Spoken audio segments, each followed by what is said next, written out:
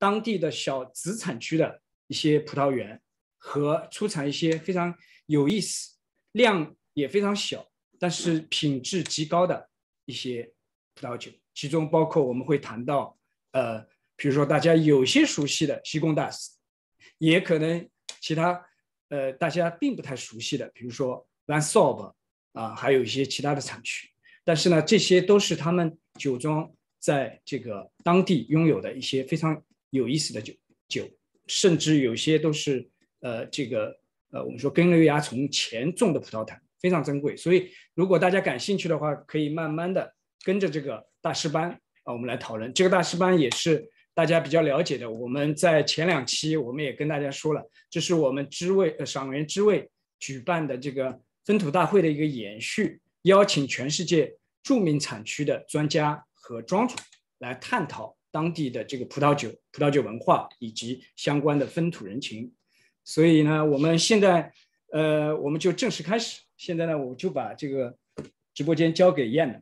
Yeah. Voilà. So it's really a thrill and an honor, a pleasure to be with Charles Perrin of Châteauneuf du Pape, famous property, Château de Beaucastel. And the important thing to just make clear is that when you talk about Château de Beaucastel, you're essentially talking about a wine estate, a property that is in the same realm as a Petrus, as a DRC, as a Harlan. These are estates that have made the history of appellations. These are history making wines. And today we have an exceptional chance to talk with Charles Perrin, the owner.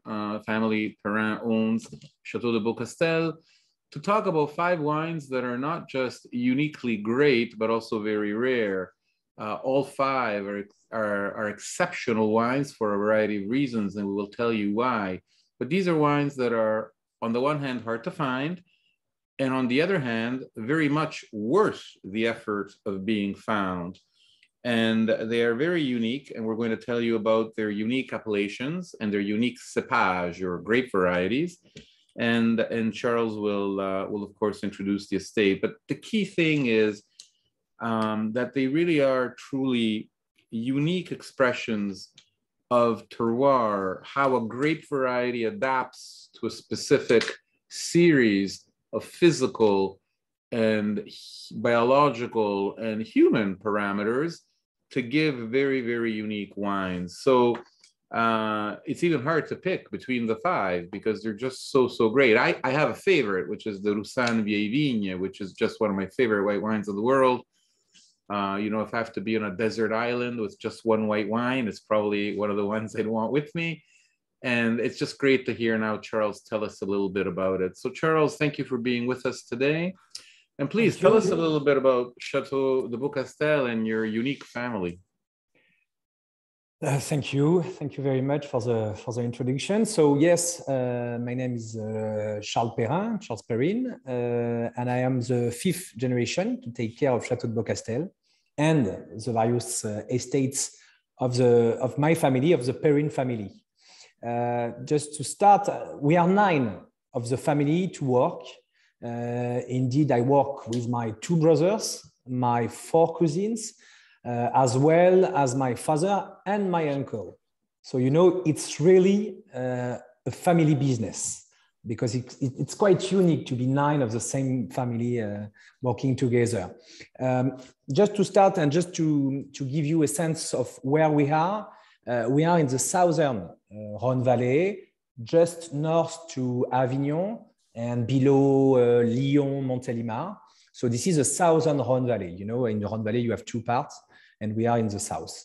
We are very close to the Mediterranean Sea, which influences us a lot, whether in the landscape, in the food, and of course, in our wines. It's very important to understand the inspiration and the importance of the Mediterranean Sea. For my family, all starts in 1909. So more than 1 century now, with my great-great-grandfather who bought the Château de Beaucastel at this time. You know, at this time, Phylloxera had devastated the French vineyard, and he had been able, to buy the Château de Beaucastel for very little, because it was very, very hard to work at this time with the wine. But he quickly died, and it was his daughter and his son-in-law who completely rebuilt the vineyard. And during the 40s, their son, Jacques Perrin, my grandfather, we are going to talk after about Jacques Perrin because we have a cuvée called Hommage à Jacques Perrin. So Jacques Perrin in the 40s inherited the estate, and it was the man who had quite extraordinary visions, you know, in viticulture, in winemaking, and that still serve us today. First of all, he has kept an incredible diversity of grape varieties, which allows us today to cultivate not only in Châteauneuf du Pape, but everywhere, something like 20 different grapes. So it's just unique. And we have the chance to have vines that are more than 100 years old. But we are going to talk about later with, for example, Roussanne Vieille Vigne. Secondly, he never put a chemical product in the vines, and we have been in organic farming since the 50s and in biodynamic since the 70s. And so it's quite unique also in France to do that since so long time. And he also did incredible precision work on the wines, which allowed, as you said, Jan, Beaucastel to be one of the greatest wines in the world now. And Jacques was really a great man, but unfortunately, he died very young in 78 at 52 years old. And finally, that's when my father and my uncle took over. And together they developed a lot from that moment. And now we are in charge, my family, my generation. But, you know, now we are the first owner in the Rhône Valley. We have something like more than 300 hectares cultivated, everything in organic farming, as I said, in the most beautiful terroirs of the Rhône Valley. In Châteauneuf du Pape, of course, with Beaucastel, we have something like 70 hectares. In Gigondas, we have something like 24 hectares. In Vinsobre, 90 hectares, but also in Vaqueras, Queyranne, Rasteau, Côtes-du-Rhône. I'm not going to tell you everything, but so yes, I don't want to be too long. So maybe, but this is really a family story, a family business, and of course I'm here today, but I'm not alone. As I said, we are 9. As we are, yes, as we are on live, so people maybe will ask questions during the okay, no problem, discussion. So 就是我们如果大家有什么问题，随时可以提出来，我就是可以请庄主或者一样的来讨论回答这个问题。So I think the first thing is we can start talking about Châteauneuf du Pape and the very special hommage à Jacques Perrin. There are many things that Jacques Perrin, as you said, is famous for. Certainly his attention to organic farming and biodynamics, but also his attention to the grape varieties. And the hommage à Jacques Perrin is a Châteauneuf du Pape that is particular for many, many reasons. One of them is its preponderance of the Mourvèdre grape. And so I will let you tell us a little bit about that, because it's really a unique, it's just not just a great wine, but it's a unique wine for many reasons. You know, normally I'm going to start with Hommage à Jacques Perrin, and after we will follow with Mourvèdre. But the story of Hommage à Jacques Perrin begins, as I said, with the death of Jacques Perrin in 78. As I told you, he died young, and my father and my uncle were still students at this time. They had to stop everything to take over the family estate. Obviously, their father had trained them, but my father, my uncle had to prove themselves. So every year they vinified as their father had taught them. You know, in Beaucastel, in classic Beaucastel, we vinified all the grape varieties, 13 in total, separately. It's cultivated separately, it's harvested separately, it's vinified separately. And in the Beaucastel blend, in the classic Beaucastel blend, there is a high proportion normally of Mourvèdre, around 30%. It's unique also in Châteauneuf-du-Pape. So in 78, my father started alone, and every year for 10 years, the Mourvèdre oak vat was the best.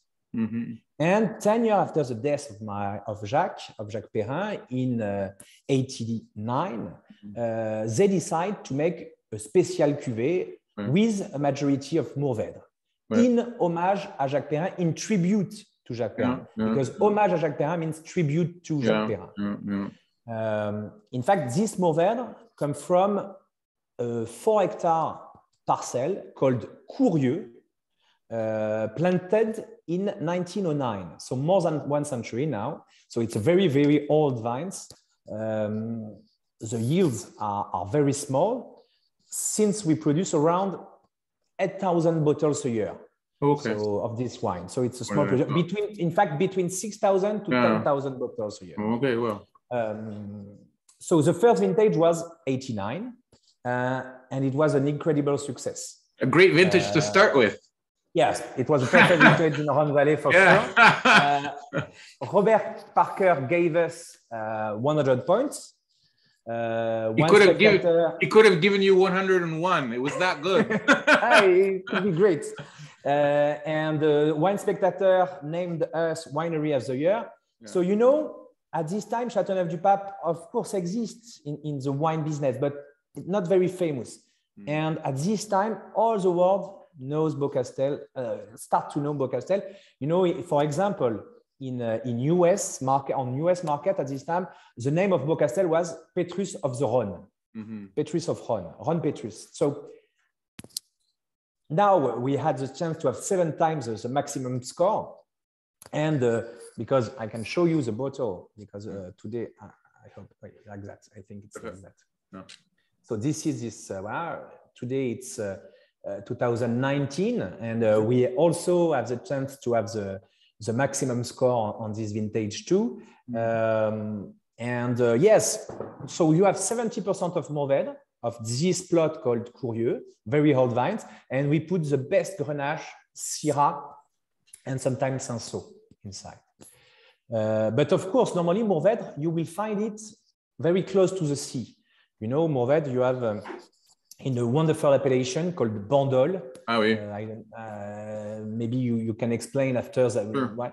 And my grandfather, Jacques, his best friend was Lucien Perrault, the owner of Domaine Tempier. Exactly. This is maybe the best Bandol in the world, the best well-known Bandol in the world. Who's going to be our guest? Who's going to be our guest in a month? Great, absolutely. And all our Mourvèdre are from, in fact, Tempier. Yeah. You know, it's very funny. We exchange a lot. So my grandfather was in love with, and in fact, it's quite difficult, Mourvèdre, because you have to wait a long time. You have to wait it in the field, because normally we start harvest at the beginning of September with the white, with Grenache, with Syrah. And Mourvèdre, the harvest of Mourvèdre are very late, end of October. So nearly 2 months later. Yeah. So it's quite particular. It's quite unusual in Châteauneuf-du-Pape to have such a proportion of Mourvèdre. But also you have to wait Mourvèdre in the cellar. During the vinification, it's quite long. And of course, in the bottle, when you drink a Mourvèdre, you have to wait. Of course, you can drink it a young vintage, but you will say, okay, it's nice, but after 10 years, after 20, 30, 40 years, Mourvèdre, this is just amazing. You can age this wine. It's incredible. I think it's also important to say, so people really understand, Mourvèdre, besides the fact that it's a difficult grape, both in the vineyard and the cellar, and that is why one of the reasons why it disappeared, because farmers have to make a living and they don't like to risk their livelihood with late ripening varieties. The other real problem of Mourvèdre was that it's one of those grapes like Malbec that did not take well to the American rootstock. So there were very big difficulties in getting it to adapt. The reason why there's so much Mourvèdre in Bandol is because there it's an essentially sandy soil, so the Phylloxera louse cannot survive. So, you know, there it was able to survive, while everywhere else it had a hard time. But still, it's a merit to your family to have brought it back. Mourvèdre in the bottle of the Chateau de Beaucastel, 70%. also is Franc-Pied? Is it? No, it's not Franc-Pied. No. This one, no, it's not Franc-Pied. It was planted in 1909, and after that we put some